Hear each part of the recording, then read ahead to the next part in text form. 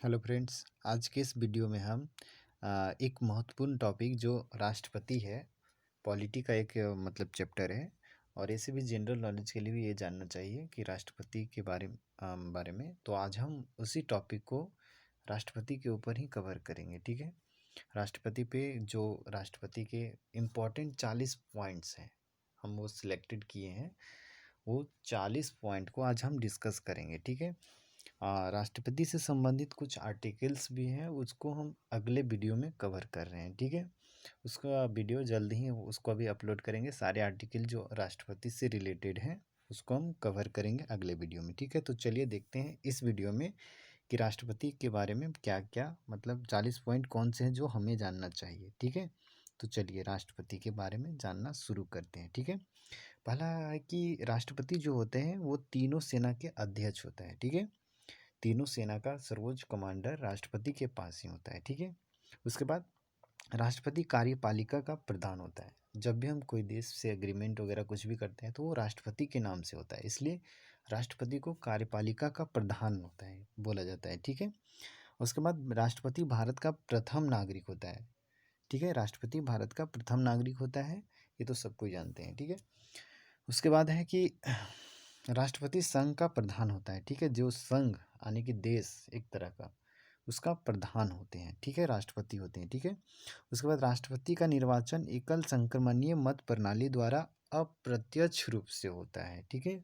अगर आप लोग एकल संक्रमणीय मत प्रणाली को अच्छे से जानना चाहते हैं तो कमेंट करें, हम उस पर एक डिटेल वीडियो बनाएंगे, ठीक है, बना देंगे, ठीक है। क्योंकि ये अगर एकल संक्रमणीय मत प्रणाली को समझाने लगे तो इसी वीडियो में कम से भी 10 से 15 मिनट का टाइम ले लेगा, तो फिर वीडियो लंबा बन जाएगा, ठीक है। उसको हम किसी अलग वीडियो में बना देंगे अगर आप लोग इंटरेस्टेड होंगे तो, ठीक है। उसके बाद बात करते हैं कि राष्ट्रपति के निर्वाचन में कौन कौन भाग लेते हैं। तो राष्ट्रपति के निर्वाचन में राज्यसभा, ठीक है, लोकसभा तथा राज्य विधानसभाओं के निर्वाचित सदस्य भाग लेते हैं।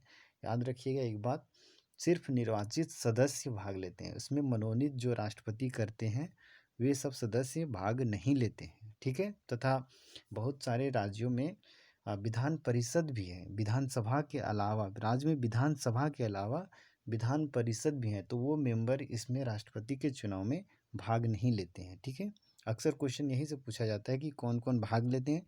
उसमें दिया हुआ ये भी रहता है कि राज्यसभा के मतलब राज्यों के विधानसभाओं के सदस्य, विधानसभा के सदस्य तो भाग लेते हैं लेकिन विधान परिषद का भी सदस्य ऑप्शन में रहता है, तो वहीं पे गलती लोग कर देते हैं, ठीक है। और एक चीज़ और ध्यान में रखना है कि जितने भी निर्वाचित सदस्य हैं, इस बात को ध्यान देना है कि निर्वाचित सदस्य जितने होते हैं वही सिर्फ भाग लेते हैं, मनोनीत सदस्य इसमें भाग नहीं लेते हैं, ठीक है।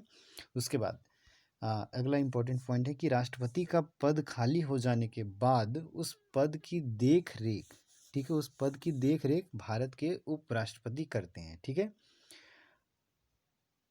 जैसे अचानक मृत्यु हो गई या अचानक से राष्ट्रपति ने त्याग पत्र दे दिया, तो वो उस वक्त के लिए, तुरंत तो चुनाव संभव नहीं है, तो उस वक्त के लिए उपराष्ट्रपति जो होते हैं वो राष्ट्रपति का कार्यकाल को संभालते हैं, ठीक है।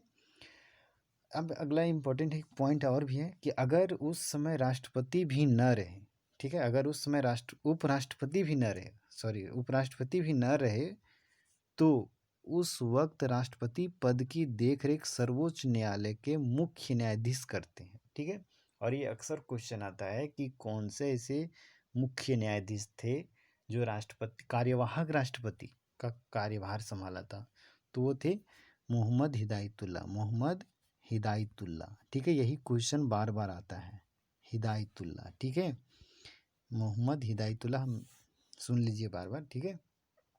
उसके बाद राष्ट्रपति को सर्वोच्च न्यायालय के मुख्य न्यायाधीश शपथ दिलाते हैं, ठीक है। शपथ थोड़ा सा स्पेलिंग, राष्ट्रपति को शपथ सर्वोच्च न्यायालय के मुख्य न्यायाधीश दिलाते हैं, ठीक है। उसके बाद राष्ट्रपति अपना त्याग पत्र उपराष्ट्रपति को देते हैं, और जब राष्ट्रपति अपना त्याग पत्र उपराष्ट्रपति को देते हैं तो उपराष्ट्रपति इसकी सूचना लोकसभा अध्यक्ष को देता है, ठीक है। फिर लोकसभा अध्यक्ष आगे सूचना अपने सदन में रखते हैं और फिर इसी तरह चलता रहता है, फिर सारे सदस्य जानते हैं, ठीक है। राष्ट्रपति की उम्मीदवारी के लिए जमानत राशि जो है वो 15,000 रुपये है। ठीक है, पूछा जाता है ये भी क्वेश्चन कि राष्ट्रपति की उम्मीदवारी के लिए जमानत राशि जो है वो कितनी है, तो 15,000 है। ठीक है, जो 6% से कम वोट लाने पर उसकी जमानत राशि जब्त हो जाती है। ठीक है, जब्त मतलब वो जमा हो जाता है। ठीक है, फिर नहीं वापस आता है। ठीक है, उसके बाद अगला है इम्पोर्टेंट पॉइंट 13 नंबर का। ठीक है, कि राष्ट्रपति की उम्मीदवारी के चुनाव प्रसार के लिए 2 सप्ताह का वक्त दिया जाता है। ये बात ध्यान रखिएगा, 2 सप्ताह का वक्त दिया जाता है। ठीक है, उसके बाद है राष्ट्रपति के द्वारा संविधान के अतिक्रमण करने पर, एक ही वर्ड है, संविधान के अतिक्रमण करने पर ही उन पर महाभियोग लगाया जा सकता है। ठीक है, ऐसा नहीं जब मन करे लगा देंगे।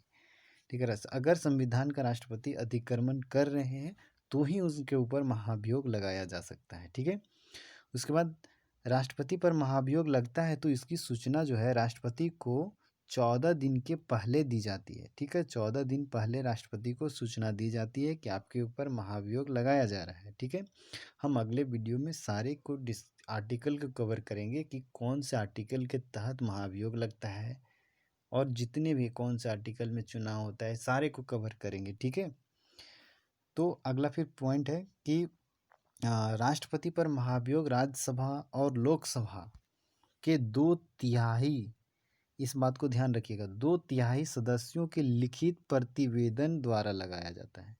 ठीक है, उसके बाद राष्ट्रपति के चुनाव से संबंधित विवादों का निपटारा, एकदम ध्यान रखिएगा, हर एक पॉइंट यहाँ पे इम्पोर्टेंट ही लिया गया है। ठीक है, हर एक पॉइंट से हर एक मतलब जितने पॉइंट लिखे हुए हैं हर एक से क्वेश्चन बनाया जा सकता है, बन सकता है और आया हुआ भी है। ठीक है, देखिए राष्ट्रपति चुनाव से संबंधित विवादों का निपटारा कौन करता है, तो सर्वोच्च न्यायालय ही कर सकता है। ठीक है, सर्वोच्च न्यायालय करता है। ठीक है, उसके बाद राष्ट्रपति बनने के लिए न्यूनतम आयु जो है वो 35 ईयर होनी चाहिए। ठीक है, उसके बाद राष्ट्रपति की तुलना जो है वो ब्रिटेन के सम्राट से की जाती है। ठीक है, कहाँ से की जाती है, तो ब्रिटेन के सम्राट से की जाती है। ठीक है, उसके बाद अगला जो इम्पोर्टेंट पॉइंट है कि राष्ट्रपति जो है वो प्रधानमंत्री की सलाह पर लोकसभा को भंग कर सकता है। ठीक है, ध्यान रखनी इस बात को, और ये राज्यसभा को भंग नहीं कर सकता है क्योंकि राज्यसभा जो है वो एक अस्थाई सदन है।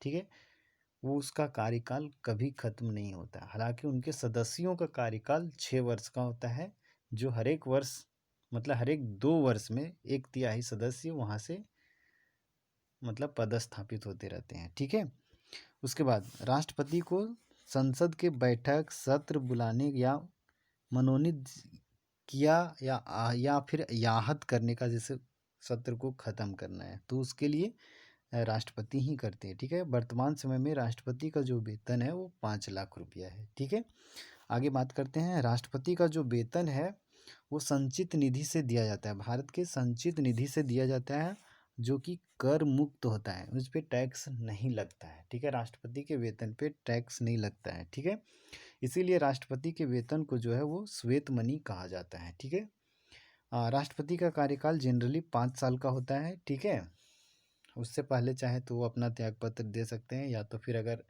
आपातकाल वगैरह कुछ वैसी स्थिति है तो उस वक्त इमरजेंसी के केस में बढ़ सकता है, नहीं तो ऐसे नॉर्मली 5 साल का ही होता है। ठीक है, उसके बाद राष्ट्रपति एक ऐसा व्यक्ति है जो फांसी की सज़ा को कम कर सकता है या फिर माफ़ कर सकते हैं। ठीक है, या फिर किसी भी सज़ा को कम या मतलब माफ़ भी कर सकते हैं। ठीक है, एक राष्ट्रपति अंतिम व्यक्ति है। ठीक है, उसके बाद ये भी हम आगे चर्चा करेंगे कि कौन से आर्टिकल के तहत वो क्षमादान देता है। तभी अगर बात आई है तो बता देते हैं, आर्टिकल 72 के तहत जो है वो राष्ट्रपति क्षमादान देते हैं। ठीक है, उसके बाद राष्ट्रपति राष्ट्रीय राष्ट्रीय पार्क नहीं होना चाहिए, राष्ट्रीय या फिर वित्तीय राष्ट्रीय आपात या वित्तीय आपात या राष्ट्रपति शासन लगाता है। ठीक है, यहाँ सॉरी आपात होना चाहिए, राष्ट्रीय आपात या वित्तीय आपात राष्ट्रपति शासन, ये भी हम बात करेंगे अगले वीडियो में कि राष्ट्रीय आपात किस आर्टिकल के तहत लगता है, वित्तीय आपात किस आर्टिकल के तहत लगता है, राष्ट्रपति शासन किस आर्टिकल के तहत लगता है। ठीक है, आर्टिकल का एक अलग सेपरेट वीडियो बनाएंगे तो उस वीडियो को भी ज़रूर देखें। ठीक है, उसके बाद राष्ट्रपति शासन अप्रत्यक्ष रूप से राष्ट्रपति द्वारा लगाया जाता है, लेकिन प्रत्यक्ष रूप से किसके द्वारा? राज्यपाल के द्वारा लगता है। ठीक है, अप्रत्यक्ष रूप से राष्ट्रपति द्वारा और प्रत्यक्ष रूप से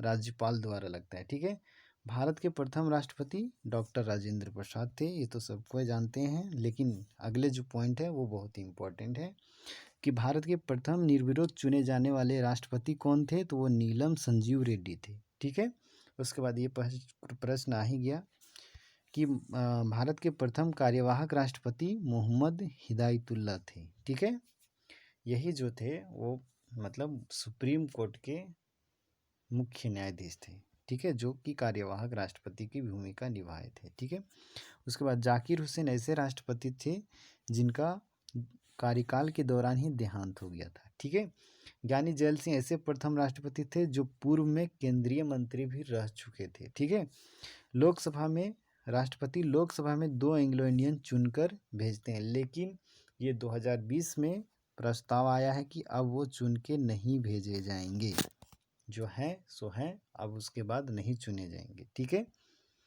उसके बाद राष्ट्रपति जो हैं वो राज्यसभा में 12 सदस्यों को मनोनीत करते हैं। ठीक है, ये भी बहुत इंपॉर्टेंट है, 12 सदस्यों को मनोनीत करते हैं राष्ट्रपति राज्यसभा में। ठीक है, उसके बाद राष्ट्रपति जो है वो संसद का एक अभिन्न अंग होते हैं। अभिन्न अंग कहने का मतलब राष्ट्रपति अगर उस में शामिल नहीं किया जाए तो वो संसद नहीं बन सकता है। ठीक है, कैसे नहीं बन सकता है? क्योंकि जब तक राष्ट्रपति का साइन नहीं होता है तब तक कोई भी विधेयक कानून नहीं बनता है। ठीक है, तब तक कोई भी विधेयक कानून का रूप नहीं लेता है। ठीक है, उसके बाद राष्ट्रपति ज्ञानी जैल सिंह सबसे पहले वीटो पावर का इस्तेमाल भारतीय डाकघरों में किया था। राष्ट्रपति के पास वीटो पावर होता है, उसका इस्तेमाल वो अपने कर सकते हैं। ठीक है, उसके बाद राष्ट्रपति अपने कार्यकाल के दौरान कोई भी लाभ का पद धारण नहीं कर सकते हैं। ठीक है, उसके बाद कोई भी लाभ का पद, जैसे कुछ भी चीज़, इधर मंत्री पद भी या तो सांसद है, कुछ भी ये सब का पद धारण नहीं कर सकते हैं वो। ठीक है, उसके बाद राष्ट्रपति द्वारा की जाने वाली महत्वपूर्ण नियुक्तियाँ कौन कौन द्वारा मतलब राष्ट्रपति के द्वारा किया जाता है। ठीक है, तो ये प्रधानमंत्री तो करते ही है नियुक्ति। ठीक है, महान्यायवादी, ठीक है, नियंत्रक एवं लेखा परीक्षक, जिसको कैग भी बोलते हैं। ठीक है, संघ लोक एवं सेवा आयोग, ठीक है, सदस्य और उसके अध्यक्ष का भी नियुक्ति करते हैं। ठीक है, उसके बाद वित्त आयोग के सदस्य का नियुक्ति करते हैं। भाषा आयोग हो गया। ठीक है, उसके बाद अल्पसंख्यक आयोग के सदस्य का, उच्च न्यायालय एवं उच्चतम न्यायालय के न्यायाधीश का, ठीक है, विदेशी राजदूत का, ठीक है, चुनाव आयुक्त, राज्यपाल, कैबिनेट मंत्री, भारतीय रिजर्व बैंक के गवर्नर इत्यादि का नियुक्ति जो है वो राष्ट्रपति के द्वारा की जाती है। हम आशा करते हैं कि जितना हमने बताया है कि लगभग यहीं से क्वेश्चन आते हैं। ठीक है, यही वन लाइनर जो हम बता दिए हैं यही से क्वेश्चन आते हैं। ज़्यादा अगर आपके पास टाइम कम हो तो आप इसका रिवीजन करके जाइए, आपका एग्ज़ाम में लगभग अगर राष्ट्रपति से क्वेश्चन आता है तो यहीं से आएगा। ठीक है, तो ठीक है, फिर मिलते हैं हम लोग अगले वीडियो में, तब तक के लिए जय हिंद।